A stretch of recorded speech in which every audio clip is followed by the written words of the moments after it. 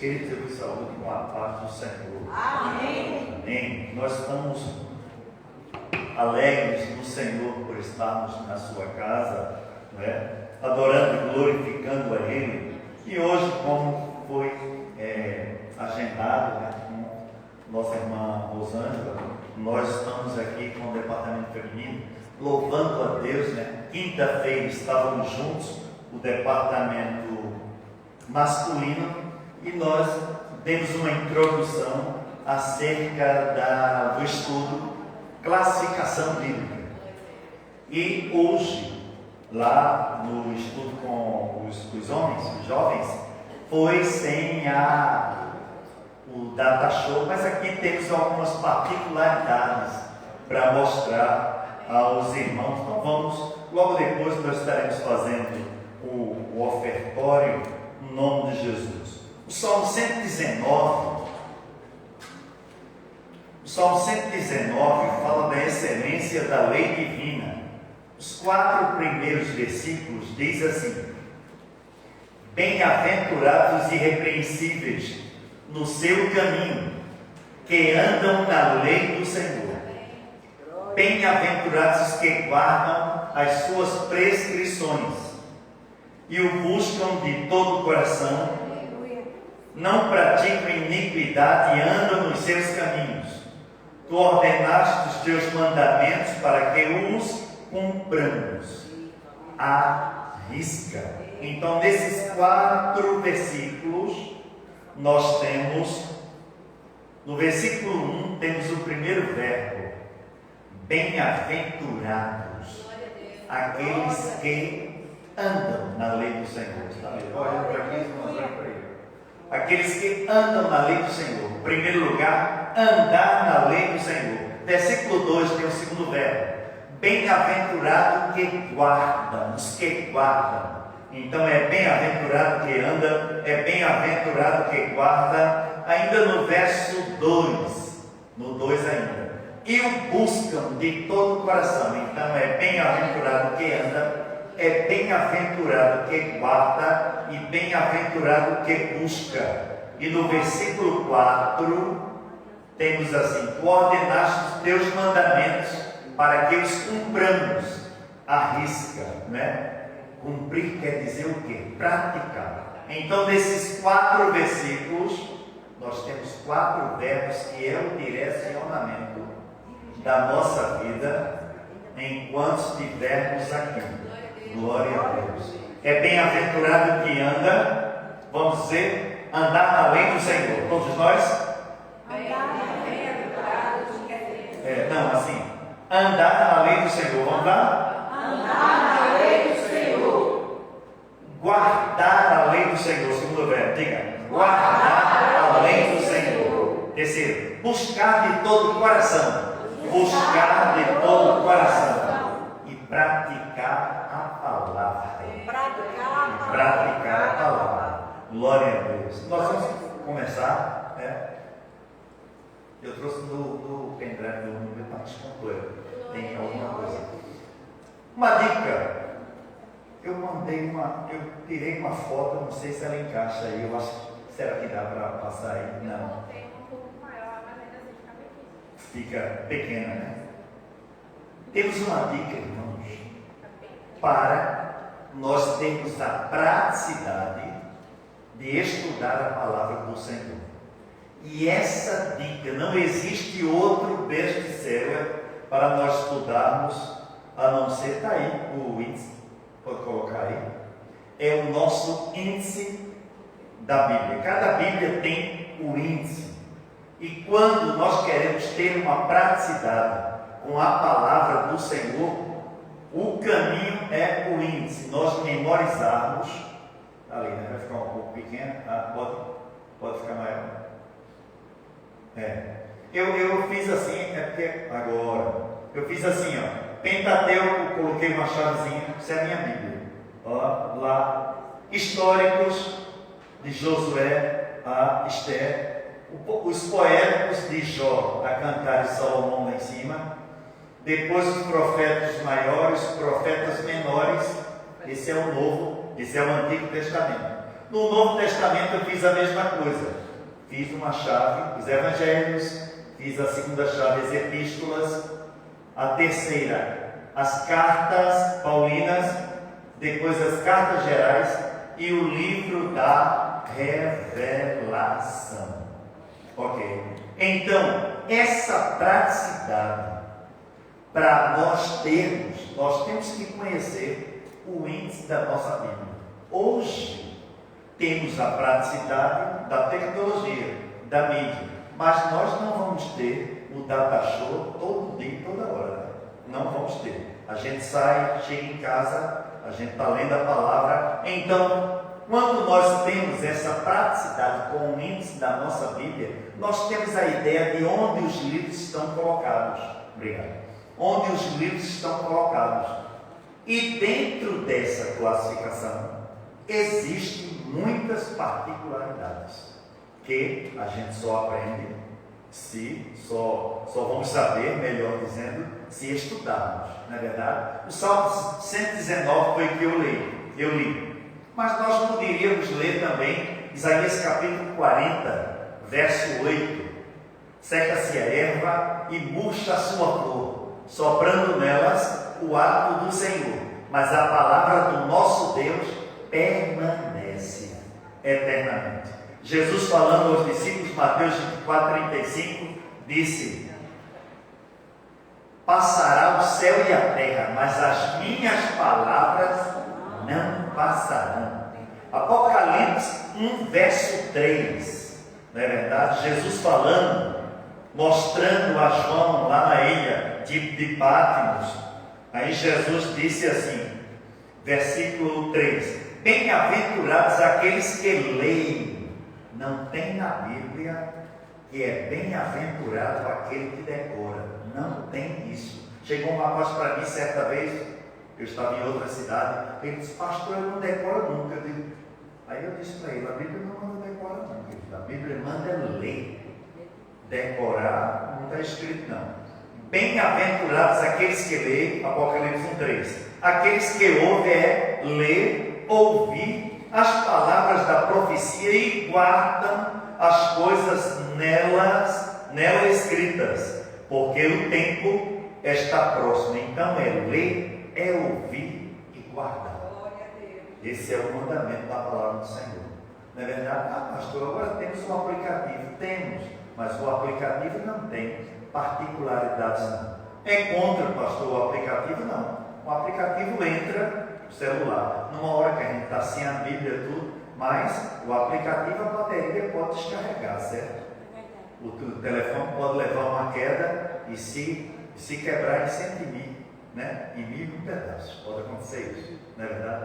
Não é verdade? Então, temos que ter a praticidade dessa palavra. Se a gente vê, eu não concordamos com o que eles pregam, não é verdade?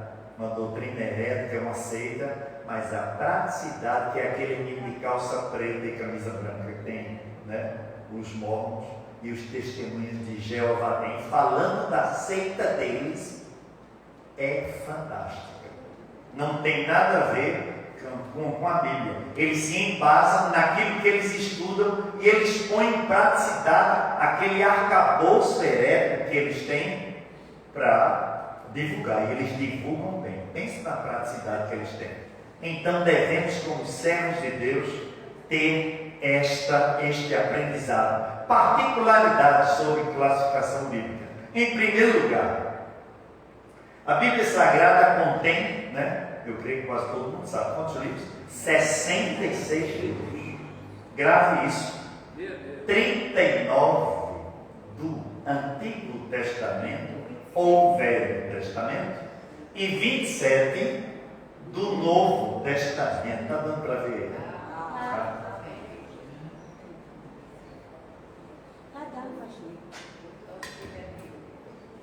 27 do Novo Testamento, formando assim 66 livros. Não é verdade? A primeira classificação bíblica, que é o Antigo Testamento, são os 5 primeiros livros. Os irmãos sabem, tem ideia de quem escreveu? Não, ainda vai chegar, Sérgio, ainda não. Espera aí. Vai chegar, não é história que ainda não. Vou dizer. Sabe quem escreveu o Pentateuco? Saia daqui sabendo, todo mundo, até a trombeta tocar, para a gente ser transformado num abrir e fechar de olho. Quem escreveu os 5 primeiros livros da Bíblia? Moisés, servo do Senhor. Aonde? Pergunta surge, pergunta, né? Vem emendando. Escreveu aonde, pastor? Aonde? Não. No deserto de Miriam, em toda a trajetória do povo de Israel, a caminho de Canaã. Então temos algumas particularidades aqui. Primeiro livro, vamos dizer para a gente decorar? Gênesis. Cuidado que não é Genésio, viu, gente? É Gênesis. Aí a gente vai estudando, a gente vai praticando, né? Praticando, colocando S, colocando R, a gente vai praticando. Gênesis, Êxodo, Levítico, também não é Levítico, é Levítico, Números e Deuteronômio. Em Gênesis temos toda historicidade, começa com a doutrina da criação, depois tem a doutrina da queda do homem, do pecado, quando ele entrou na terra. Temos a doutrina do governo humano, Gênesis capítulo 6. Depois temos a doutrina do período patriarcal. E depois, Abraão, Isaac e Jacó, até José. Depois temos toda a historicidade ali.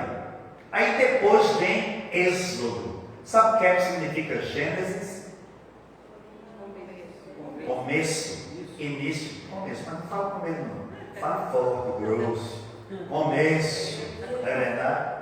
E sabe o que é que significa Êxodo? Saída, partida. Muito bem. Glória a Deus. O livro do Êxodo traz toda a explicidade da partida do povo de Israel. Promessa que Deus fez a Abraão, nem era Abraão ainda, em Gênesis capítulo 12. Deus cumpriu ali. Vou da tua descendência, farei um povo grande, eles se multiplicarão, depois serão escravizados, irão sofrer muito, mas eu os tirarei com mão forte e poderosa e com riqueza. Foi o que aconteceu quando o povo de Israel saía do Egito. O livro do Êxodo traz toda a narrativa da saída do Egito, do período que eles estavam no Egito, das pragas, das 10 pragas, né? Então, o livro do Êxodo.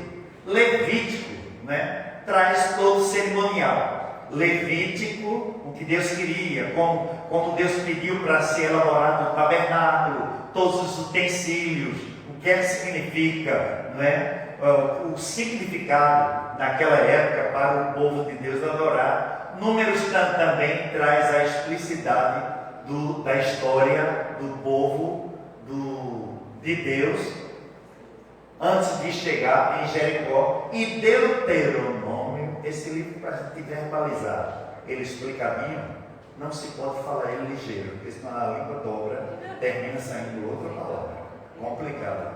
O melhor método, eu treinei isso há alguns anos atrás, Deuteronômio, a gente vai, porque tem um livro complicado, É a mesma coisa que aquela palavra que tem no Salmo 139, quando na nossa versão, entriteceste-me no ventre de tua mãe, Davi falando. É uma palavra meio complicada. Então, Deuteronômio tem uma particularidade aí no Pentateuco, que Deus falou para Moisés e pediu para que ele repetisse a lei para o povo de Israel. Sim, fala em lei. Onde é que estão os 10 mandamentos aí?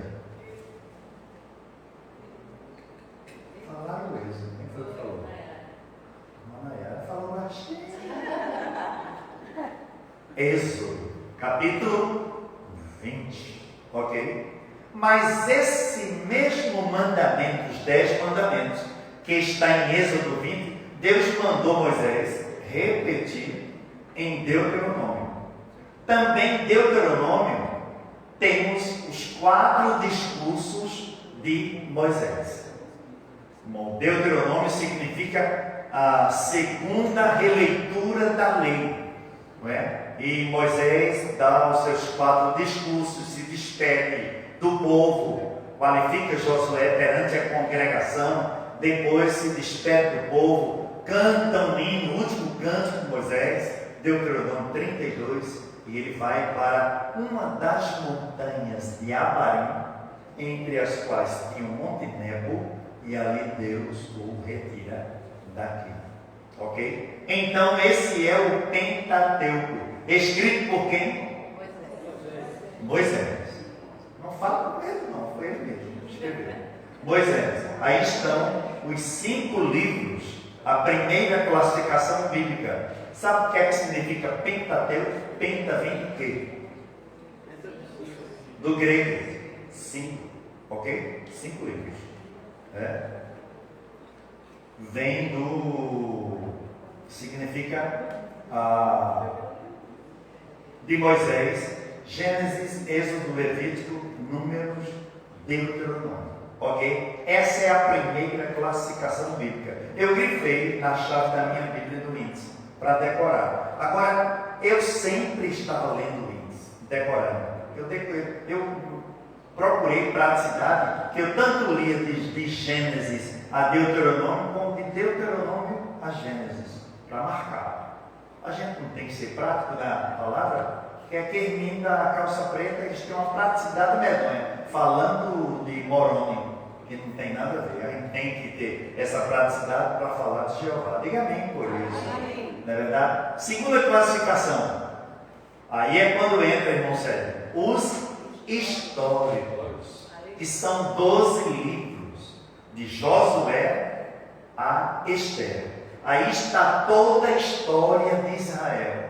Toda a história. Começa com Josué sequenciando o povo de Israel, passando o Jordão, atravessando o Jordão, adentrando em Jericó. Vem para cá, pegar, para aprender. Juízes, fala daquele período negro de 400 anos em Israel, que Deus se utilizou de líderes tribais, 13 líderes, quando o povo estava fora do conceito de Deus, mas pela misericórdia Deus levantava um juiz e dava vitória quando eles estavam sendo perseguidos por aquelas nações que estavam ao redor. Sabe por quê? Quem foi culpado disso no período dos juízes?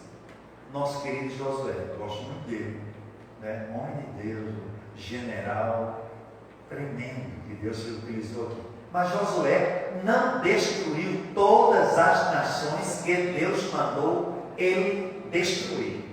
Por que Deus mandou ele destruir as nações? Para que o povo não se corrompesse espiritualmente. E aí ele deixou algumas nações. Aí o povo de Israel aproveitou essas nações e começou a arrendar terras às nações, a ganhar dinheiro. Deus não mandou eles ganhar dinheiro, porque Deus era o provedor. Aí começou a miscigenação espiritual. Eles começaram a adorar deuses das nações. Daí entra o período dos juízes, ok? Aí tem Ruth, 1 Samuel, 2 Samuel. Uma dica: no Antigo Testamento temos os 2 livros, 1 Samuel, 2 Samuel, temos 1 Reis, 2 Reis, 1 Crônicas e 2 Crônicas. Por que não chamamos de 1 Samuel, nem 2 Samuel, nem 1 Reis, nem 2 Reis? Os irmãos sabem? Porque são livros. E por que lá no Novo Testamento chamamos de 1 Tessalonicenses, 2 Tessalonicenses? Porque são cartas. Então a resposta está aqui. No Antigo Testamento são livros. E a gente vê até gente famosa aí que prega, famoso. Vamos ler agora em 1 Samuel. Isso é um descuido tremendo. Quem pode errar? O português é complicado. Pense numa língua, é uma das línguas mais complicadas que tem. Mas a gente tem que ter o cuidado. Então, 1 Samuel, 2 Samuel, 1 Reis, 2 Reis, Primeiro Crônicas, segundo Crônicas. Aí está toda a história de Israel, inclusive a partir de 1 Samuel, é que a gente vê o povo requerendo de Deus um rei. Aí Deus libera, aí aparece quem? Quem foi o primeiro rei de Israel? Saul. Top. É a Bíblia que diz. Não tinha homem que se sobressaía antes de Saul. Era a estatura, Saul. Não é verdade? Aí temos Saul, Davi e Salomão. Período monárquico. Depois entra Neemias, Esdras, Neemias e Esther. Qual a particularidade que nós temos nos livros históricos? Aí, sabe? Uma Bíblia. Sim. Que a gente encontra nos 12 livros históricos. Segundo toda a história. Sim. Os livros históricos narram toda a historicidade de Israel. Da monarquia, dos reis, quando Deus comissiona os profetas. Mas temos uma particularidade aqui, ó. Depois de Crônicas é o quê? Diga. Esdras, Neemias e Esther. Qual é a particularidade aí? Deus, esses livros narram o período do retorno do cativeiro na Babilônia. Ok? Quando Esdras, com Zorobabel, veio para construir o templo, depois veio Neemias para construir os muros e as portas, e temos a historicidade da rainha Esther, ok? Ou Hadassah. Hadassah no hebraico e Esther, o nome persa. Entendeu? Então temos essas três particularidades aí, que esses três livros falam do período pós-exílico. Pós-exílico é o período que eles retornaram, e traz a historicidade de Esther, que Esther não veio, viu? Esther ficou na Babilônia. Nessa época de Esther já não era mais um império babilônico, mas era um império medo-persa. Né? Essa é a segunda classificação. Os livros históricos são quantos? São 12. 12. Aprenda nisso, faça a chavinha na sua Bíblia. Depois dos livros históricos, 12 com 5, 12 do histórico com 5, Pentateuco 17. Depois dos livros históricos, temos os poéticos, também chamados de sapienciais. Ok? É o livro da sabedoria, o Inário de Israel. Ok? É composto por 5 livros. 4, aliás. Não, 3, 2, 5. 5. Jó, Salmos, vamos dizer? Jó, Salmos, Provérbios, Eclesiastes e Cântico dos Cantos ou Cantares Salomão. Ok? Salmos, né? O Inário de Israel. Todos eles são poéticos, 5 livros. Mas os Salmos é o Inário de Israel. Temos Davi, que escreveu a maior parte dos Salmos. Quantos? Alguém sabe quantos Davi escreveu? Falou comigo, mas está certo. Davi escreveu 73 salmos. Então, a maior parte dos cantos de Israel, quem escreveu foi Davi. Davi era o que? Rei, musicista, letrista, senhor compositor, entendeu? Era um homem usado por Deus e ele escreveu 73 salmos. Provérbios, alguém sabe quem escreveu? Provérbios de Salomão. Tem no final Agur também, um outro sábio, mas a maioria de provérbios composto por Salomão. E Cânticos dos Cantos também escrito por ele mesmo, ou também chamado de Cantares de Salomão. É um livro muito poético, ele falando para a esposa, morena, não é verdade? E aí tem a terceira classificação. Primeira, Pentateuco. Segunda, históricos. E terceira, poéticos ou sapienciais. 5 dos Pentateucos, 12 dos históricos, 17, com 5, 22. Aí já tem 22 livros. A quarta classificação. Temos uma particularidade aqui dos poéticos. Essa particularidade é fantástica. Nos livros de Esther e Cantares de Salomão, não encontramos a palavra Deus. Pode ser que alguém faça essa pergunta para os irmãos. Oi, se não tem a palavra Deus, é considerado um livro espúrio ou não sagrado. Não é verdade? Não. Não tem a palavra Deus, mas encontramos Deus em todo o contexto da história. Ok? Deus trabalhando no livro de Esther e Cantares de Salomão. Essa é a particularidade dos livros poéticos. Histórico lá, Esther, e nos poéticos Cantares de Salomão. Depois da terceira classificação vem a quarta. Livros poéticos, profetas maiores. É verdade? Esses aqui, ó. Isaías, vamos dizer? Isaías, Jeremias, Lamentações de Jeremias, Ezequiel e Daniel. Qual o maior desses? Todos iguais. Só um. Não, o maior de conteúdo, quer dizer. Não, Isaías está aí, 66 capítulos. Quem escreveu mais? 66 já. Os irmãos estão vendo bem, está dando para ver. Não esqueça de visitar o Aldeia Ventura.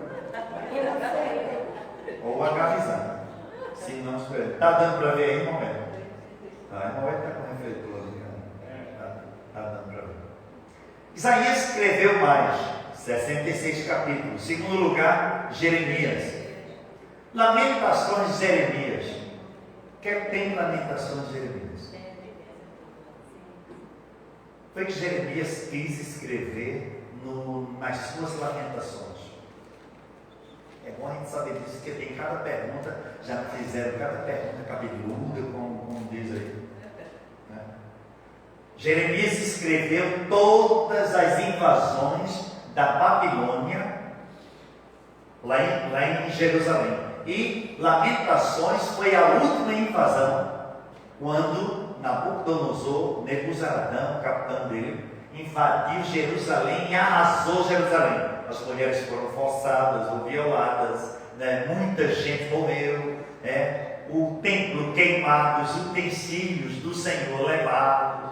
Então, ele escreve Lamentações.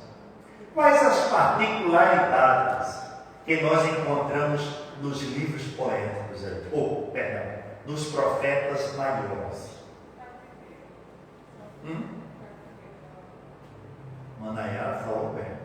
Temos 2 profetas maiores, Ezequiel e Daniel, que esses 2 profetas foram para o cativeiro babilônico. Daniel, no ano 605 a.C., quando, na primeira invasão de Nabucodonosor, ele levou os nobres de Judá. Daniel estava com seus amigos. Daniel, Ananias, Misael e Azarias eram qualificados como os nobres de Judá. Então eles foram para a Babilônia. Depois, 11 anos depois, foi o profeta Ezequiel. Se os irmãos sabem onde o profeta Ezequiel morou? No meio de Sé.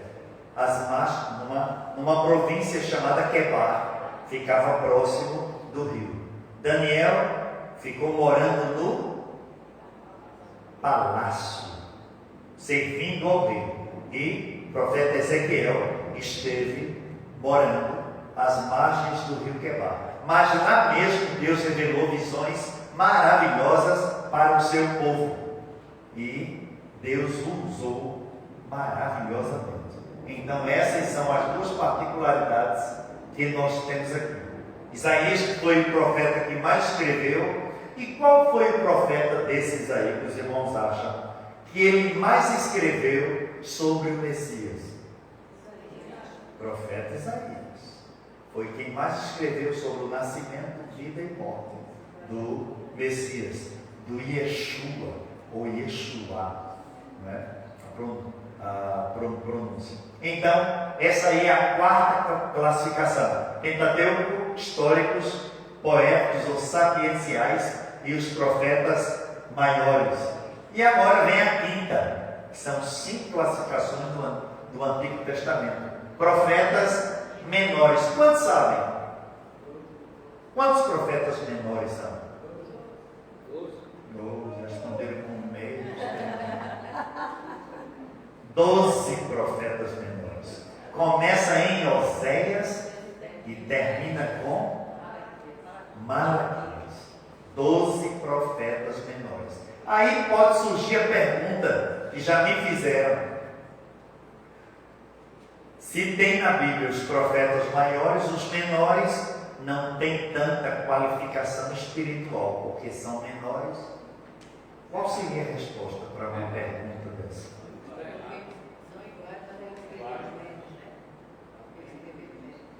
Diga aí, Moé. Justamente, o que difere é o conteúdo escriturístico deles. Isaías escreveu 66 capítulos, mas Obadias escreveu 1. Mas a nível espiritual, a mesma coisa. O mesmo. Glória a Deus por isso. Senão seria 2 pesos e 2 medidas. Aí a gente poderia dizer: só vou ler Isaías, Jeremias, Daniel e Ezequiel, porque eles têm uma espiritualidade acima dos outros. Mas a palavra de Deus, ela é uma só. Diga amém por isso. Aí temos os profetas menores, de Oséias a Malaquias. Começa com Oséias, Joel, Amós, Obadias e Jonas. Dos profetas menores, o que mais escreveu foi Oséias, 14 capítulos. 14 capítulos. Obadias escreveu somente 1 capítulo. Jonas 4. Aí vem o capítulo, vem o Miqueias. Zacarias também escreveu 14 capítulos. Naum, Abacuque, Sofonias, Ageu, Zacarias e Malaquias. Qual a particularidade que temos na última classificação bíblica? Essa dos profetas menores. Quantos são? 6. 12. 12 profetas. Nem sei não. Nem sei não, que se eles pudessem ouvir a minha não ia ficar. São 12. 12 profetas menores. Os maiores, 5. Ok? Qual é a particularidade que nós encontramos aí?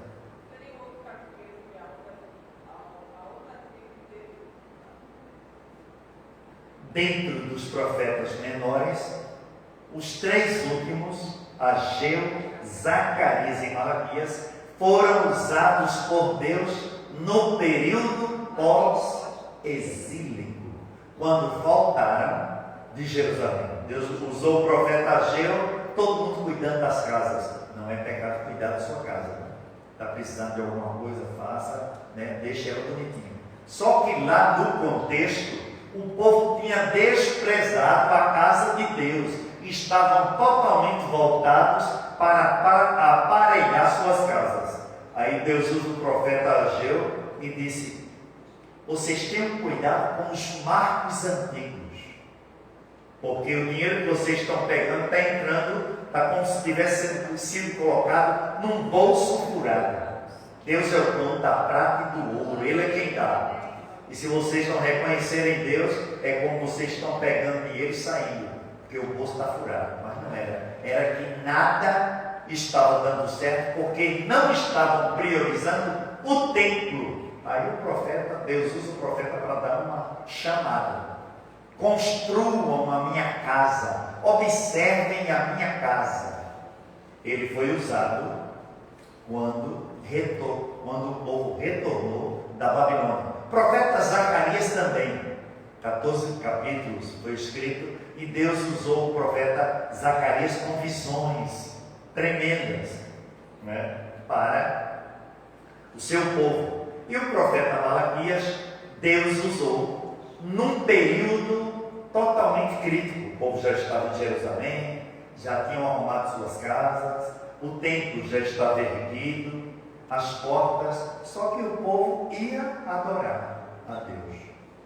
Porém, iam levar o que tinha de pior para o sacrifício. Animal coxo, animal cego, animal que ninguém queria. E Deus usa o profeta Malaquias e diz, se o governador pedisse um presente a vocês, vocês iriam levar um desses animais que vocês trazem para a minha casa? Eu estou falando com a minha versão, as minhas palavras. Vocês estão roubando a Deus. A palavra foi forte. E a palavra foi de um impacto bem mais pesado com as autoridades religiosas, sacerdotes, que não estavam priorizando, ensinando para o povo como se devia adorar a Deus direito. E o povo ainda estava reivindicando bênçãos. Senhor, onde é que tu estás? Cadê as bênçãos? O povo não estava adorando a Deus com fidelidade, estava levando o pior para Deus. Não é diferente hoje. A mesma coisa. Não é verdade? Não é diferente hoje. A mesma coisa. Tem gente que não quer nada. Mas o Senhor está comigo. E Ele está me vendo, viu, pastor? Eu estou sentindo que Ele está me vendo. Eu estou sentindo que Ele está me vendo. Ele está mesmo. Tem gente que é assim, fica insensível. Então aí, com esses profetas menores, encerra a classificação do Antigo Testamento. Antigo ou Novo Testamento. Ok? São 12. Do Antigo Testamento para o Novo há um espaço de 400 anos, na teologia estudamos, que é chamado de período interbíblico. Mas mesmo Deus silenciou nesse período. Mas não quer dizer que Deus não deixou de trabalhar pelo seu povo. Deus esteve trabalhando sempre pelo seu povo, porém em silêncio. Porque uma coisa é nós passarmos pelo silêncio de Deus, e outra coisa é pensar que mesmo no silêncio Ele não está trabalhando por mim, por você. Ele está trabalhando. Diga amém por Deus. Ele está trabalhando porque Ele é fiel. Dê família. Era pequena, mas quando eu olho ela sempre entendeu? Porque ela desapareceu. A trombeta não tocou ainda.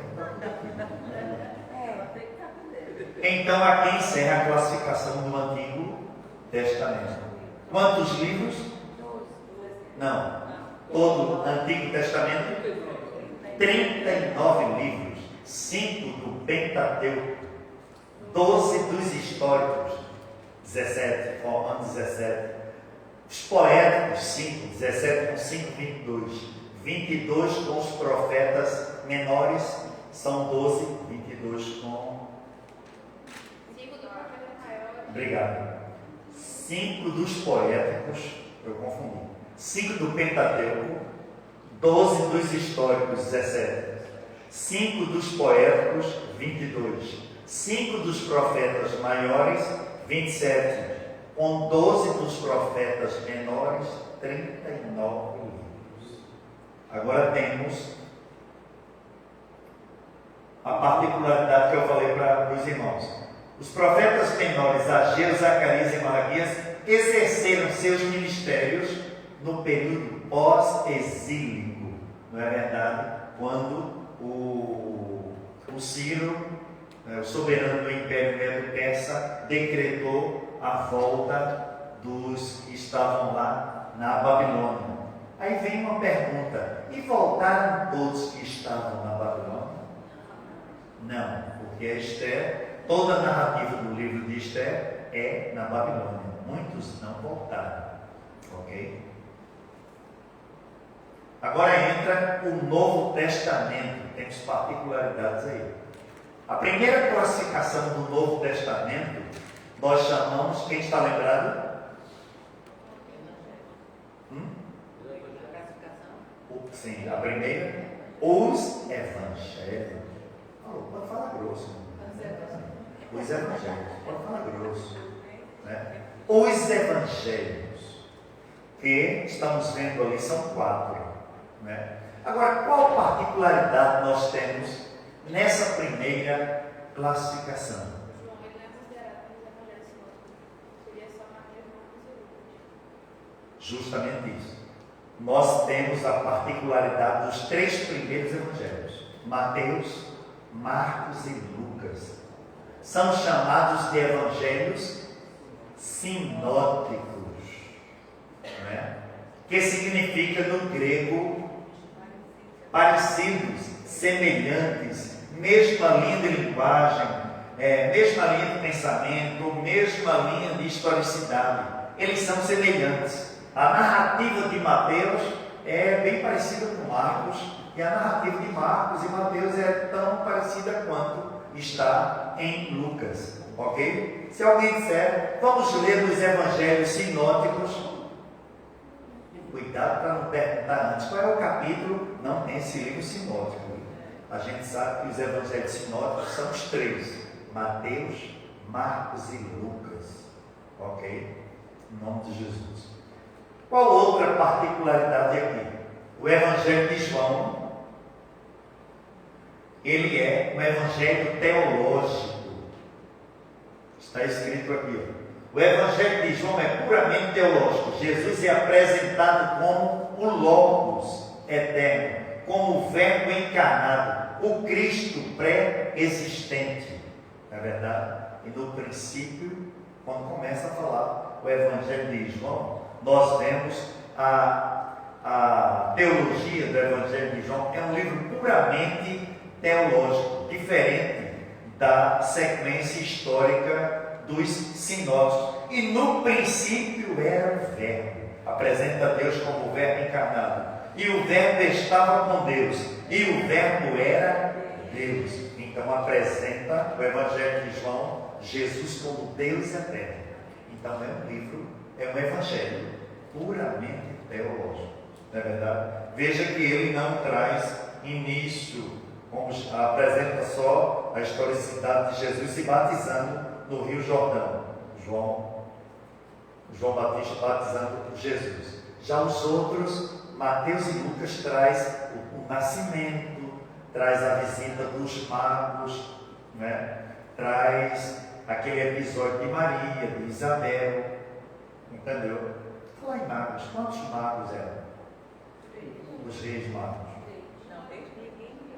Não diz a quantidade. Sempre se diz 3, por causa dos presentes, mas a Bíblia não diz que eram 3. A Bíblia diz uns magos.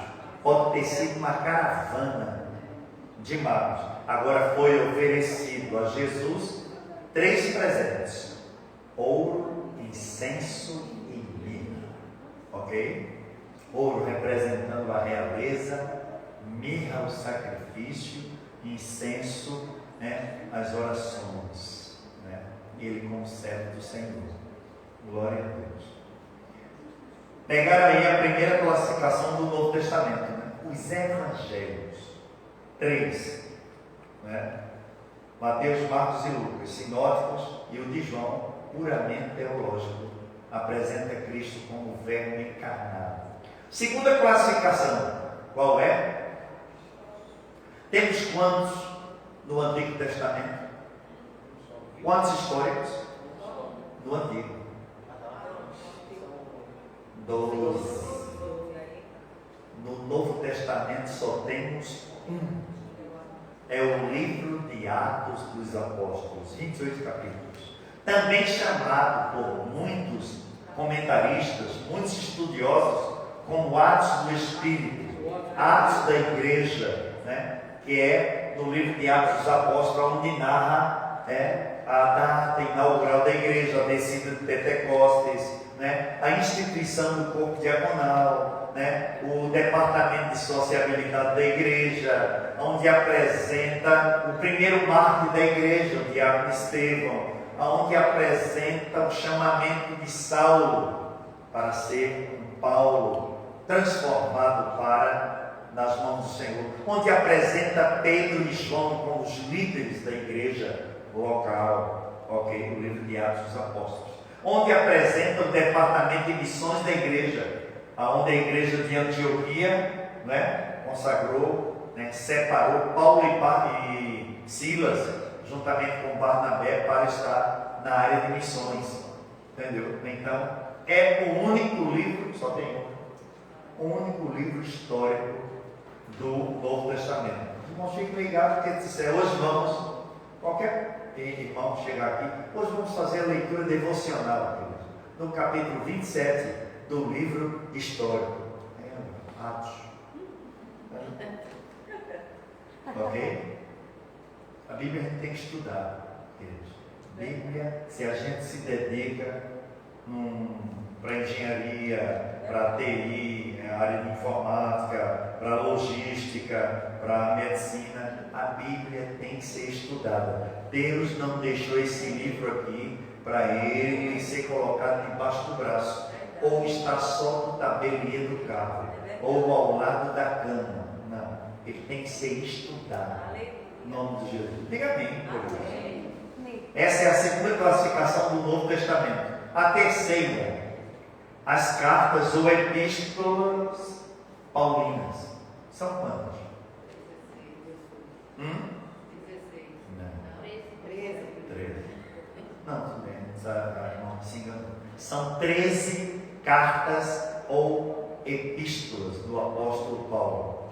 E Deus faz tudo certinho, permitiu, que na Septuaginta, aquela reunião dos 70 servos de Deus ali, em Alexandria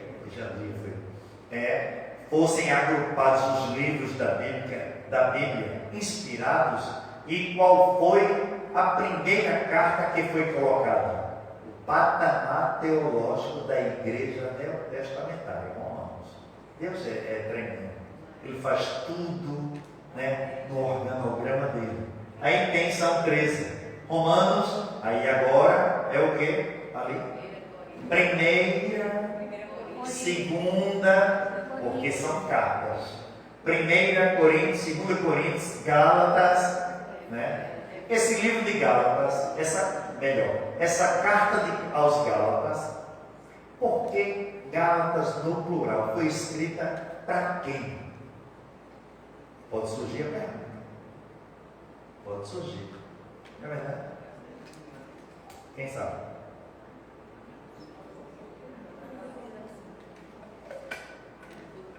E a gente tem que estudar. E a gente estudando, aí surgindo uma pergunta, a gente não vai na hora dizer, Jesus me revela, me revela, me revela, me revela. Aí, às vezes não dá tempo ele revelar. A gente tem que estudar. Também a gente não vai dizer é mistério, mistério, mistério, mistério, que não é mistério. É falta de aprendizado. A gente vê muito isso. Muita verbalização fora do contexto. É mistério, pastor. É mistério nada. É falta de aprendizado. Não tem nada de mistério. E tem gente que gagueja de não é mistério. Temos que, entendeu? Vou dizer, aprendo essa.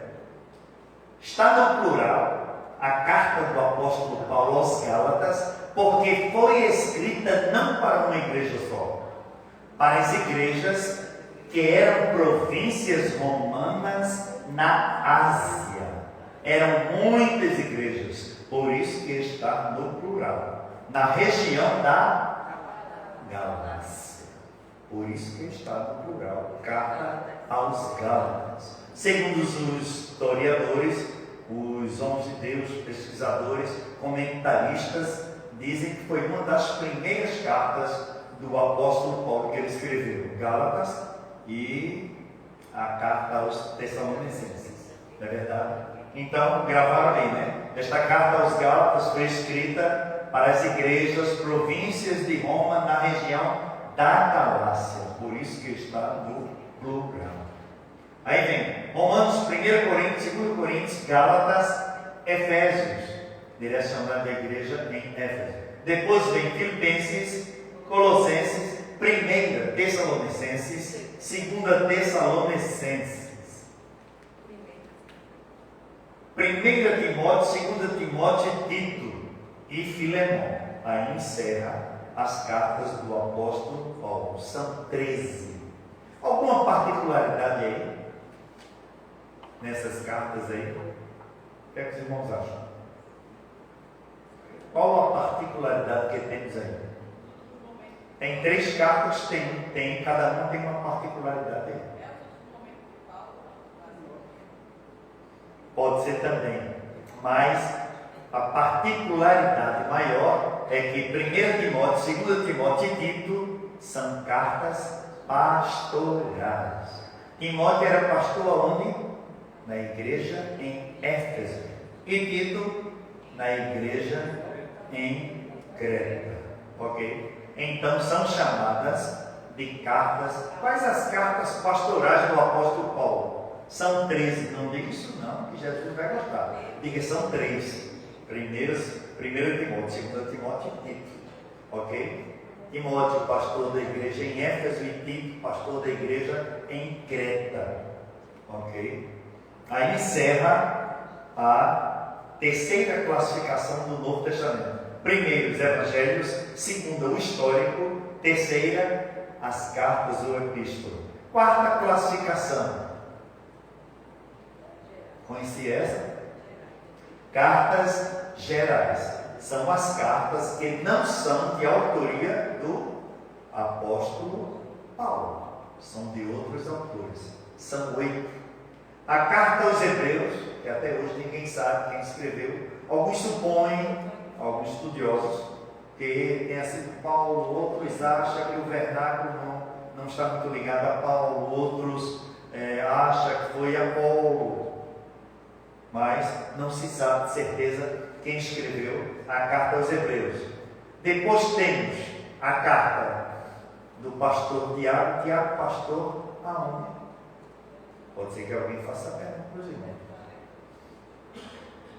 Pastor da igreja em Jerusalém. Irmão de quem? Irmão do Senhor. Ok? Chamado de Tiago, o justo. Pense num homem respeitado em Jerusalém. Depois vem a carta 1 Pedro, 2 Pedro. Pedro tem 2 cartas, né? Depois temos as 3 cartas do apóstolo João, 1 João, 2 João, 3 João, e temos a carta de Judas, também irmão do Senhor, ok? Então, no Novo Testamento temos 2 cartas, 2 irmãos do Senhor, Tiago e Judas. Ok? E Judas. Essas são chamadas cartas gerais. São 8. Não é? Hebreus 1, Tiago 2, 1 e 2 Pedro 4. 1 e 2 e 3 João 7 e Judas 8. Quantos capítulos tem a carta de Judas? Quem sabe? Falaram com medo desse. Se fosse um pouco, como é que diz, a possibilidade para entrar no céu, ia entrar pouca gente, pô. Ia entrar, bom negócio aí, mas ia entrar pouca gente. E ali tem um bem grande. Você estou olhando para aqui, para ler. Vocês não viram não, filho? Vocês não viram não? Então, quando estamos lendo a carta de Judas, Judas 3, por exemplo, exorto-vos, irmãos, a combater de uma vez por todas, né, pela fé, que de uma vez foi entregue aos santos. Nós não falamos em capítulo. Vamos ler Judas 3. Não precisa falar capítulo, porque só tem um. Ok? Então Judas é o último livro das cartas gerais. Então aí é a quarta classificação. Primeiro os evangelhos, segunda o livro histórico, terceira as cartas paulinas, quarta as cartas gerais. E a quinta e a última do Novo Testamento, o livro do Apocalipse. Significa descortinar o véu, também conhecido como livro da revelação. Não é verdade? Aí no grego vem da palavra apocalipse, significa tirar o véu. Jesus aí, naquele encontro que ele teve com João. João estava onde? Nesse período do Apocalipse. Na ilha de Patmos. Foi passar um período lá? Como é que foi isso? o imperador Domiciano, no final do primeiro século da era cristã, condenou João e mandou João para lá. João já era bastante avançado em idade. Nessa época ele estava pastoreando a igreja em Éfeso.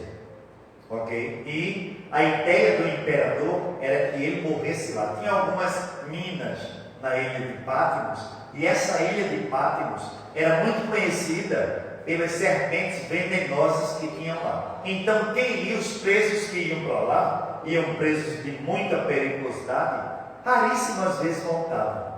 Mas quem tem plano de Deus entra em Patmos quantas vezes for mandado para lá, se não chegar a hora.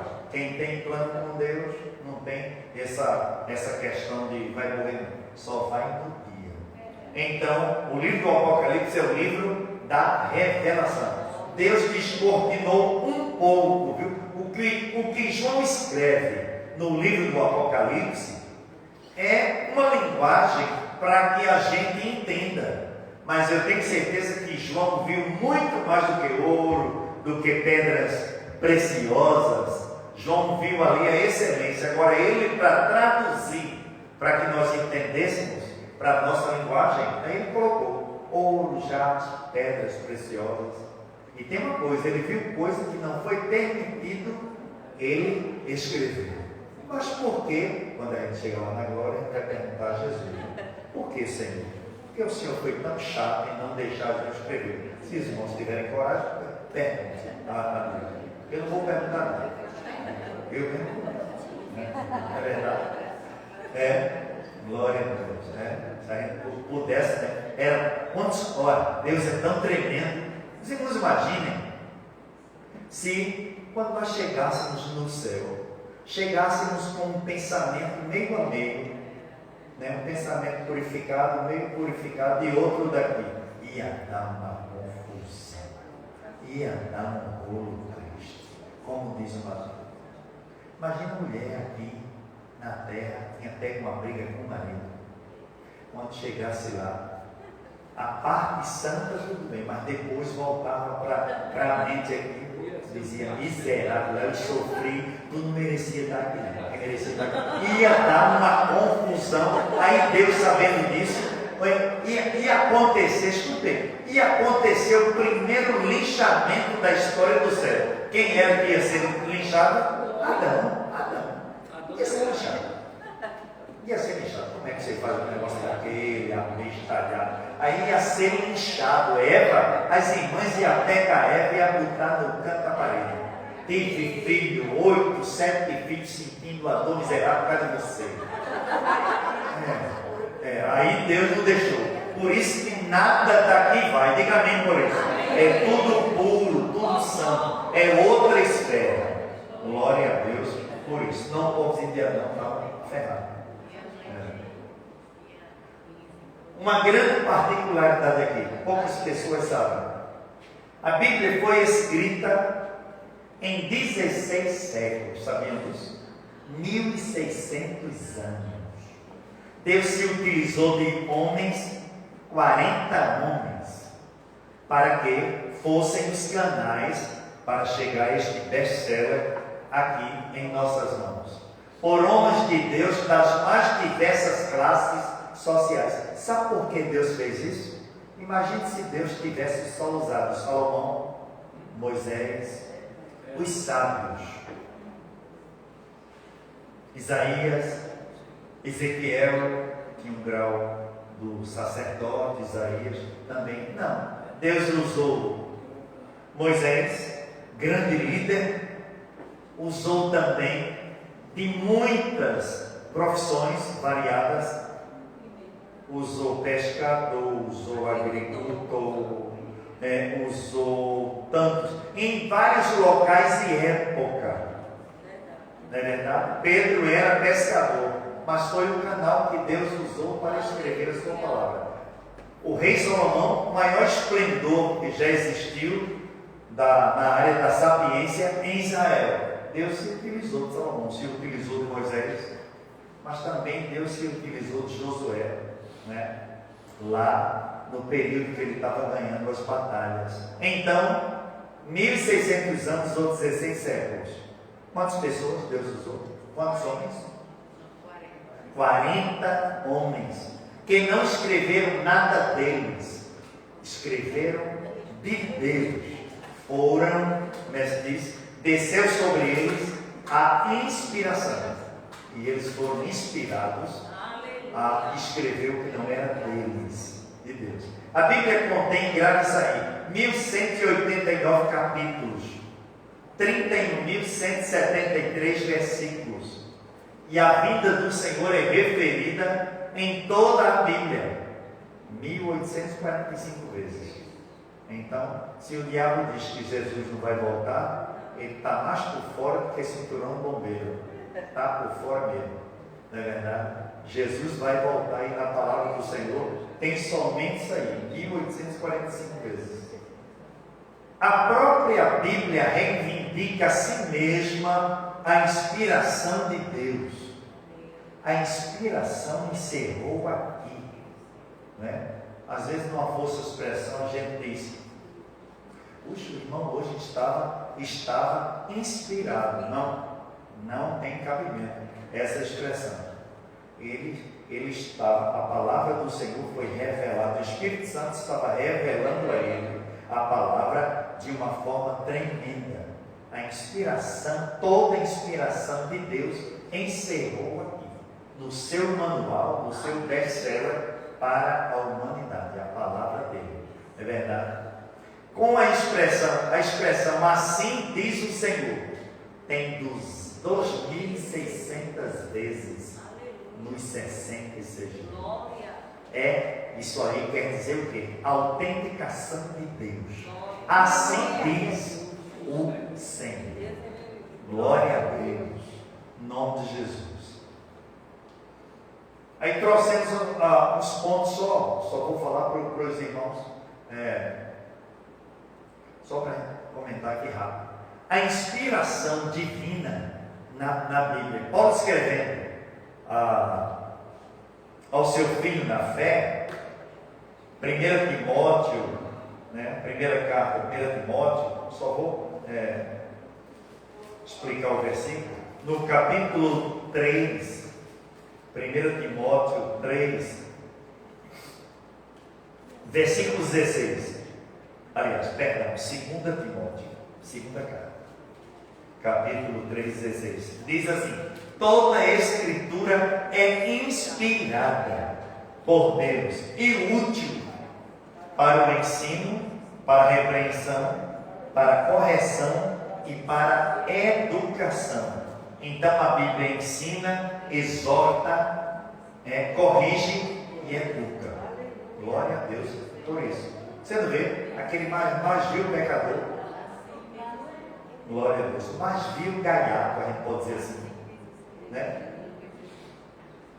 Temos testemunhos no âmbito de vida cristã. Aquele cara que era gaiato mesmo, ele falava 10 palavras, 9 palavras e meia era pornografia de alto escalão. Mas quando Deus tem um encontro com ele muda completamente. Não é ele que muda, mas o Espírito Santo muda tudo que acontece na vida dele. Você conversando com ele, ele verbaliza as 10 palavras, não mais palavrões, mas acerca do que Deus faz na sua vida. Isso é Deus. Isso é Deus que faz isso. É a palavra do Senhor que educa, não é verdade? Que exorta. A palavra do Senhor tem um poder tremendo, que ensina.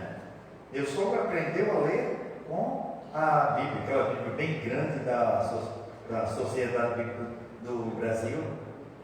Eu me recordo dele sentado lá na área e, soletrando U-S-E-N-C-H-O-R-O, Senhor, M-E-U, meu, P-A-S, paz, T-O-R, pastor. Ele aprendeu a ler uma palavra. Não, só conhecia o O, porque tomava café numa xícara, que era bem grande. Mas a palavra de Deus ensina. Então, a inspiração divina. Em segundo lugar, nós vemos a perfeita harmonia da unidade da Bíblia.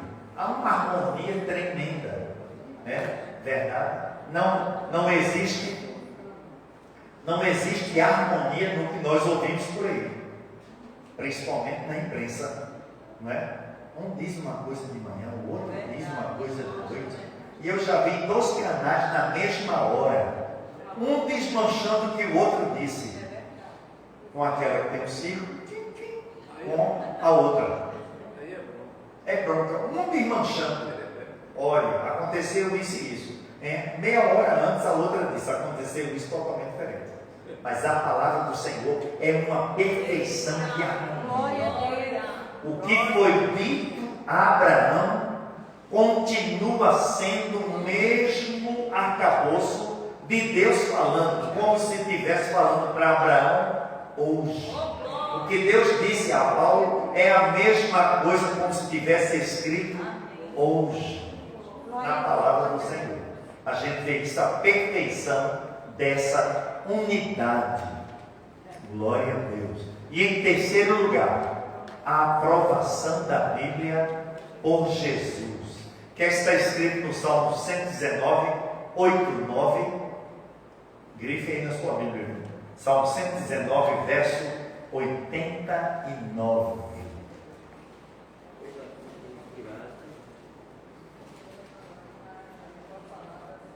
Toda a Bíblia inspirada é Paulo falando a Timóteo.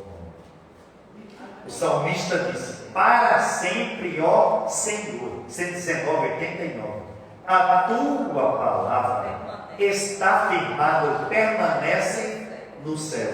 Então a palavra dele é no céu. Glória a Deus. Não é um livro que fica em desuso. As grandes obras, não é verdade? As grandes enciclopédias, grandes, só de crânio, de 3 em 3 anos, 5 anos, 3 em 3 anos, elas precisam de fascículos de atualização. A palavra de Deus não precisa, porque ela está sempre atualizadíssima. Glória a Deus. Gravou aí? Salmo 119, 89. No Salmo, ainda no Salmo 19. Salmo 19. Davi disse no verso 7: a lei do Senhor é perfeita e restaura o que? A alma. O testemunho do Senhor é fiel e dá sabedoria aos simples. Salmo 19, verso 7. Verso 8: os preceitos do Senhor são retos e alegram o coração. O mandamento do Senhor é puro e ilumina os olhos. Glória a Deus.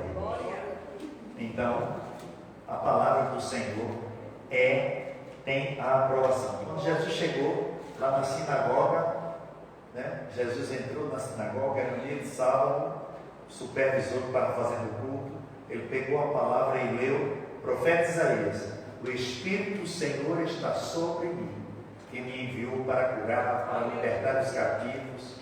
Veja que o profeta Isaías escreveu há 800 anos antes dele, e agora ele chega e fala a mesma palavra em plena. Oh glória! É verdade? Isaías 48, Jeremias 23, 29. Não é a minha palavra fogo, diz o Senhor, e martelo que esmiuça a pena.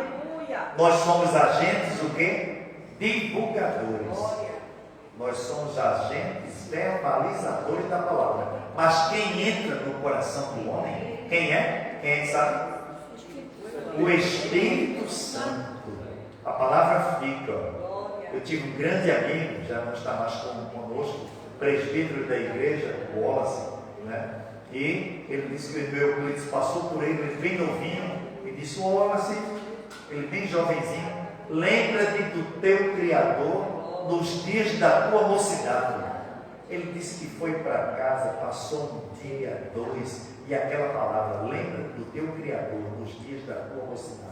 Ele foi trabalhar, voltou, não dormiu de noite. O outro dia, no terceiro dia, ele não suportou, foi para a igreja.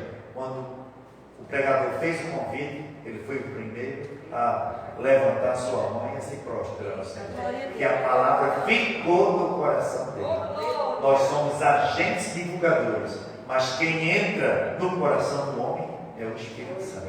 Glória a Deus. Em quarto lugar, o Espírito Santo. O testemunho do Espírito Santo na vida do crente. Jesus disse naquela última reunião com os discípulos, a partir de João 13, João capítulo 13, 14, 15, 16 e 17. O Espírito Santo testemunhará de mim. Ele vos lembrará, ele vos alegrará. O meu Pai enviará o Espírito Santo para que fique convosco para sempre.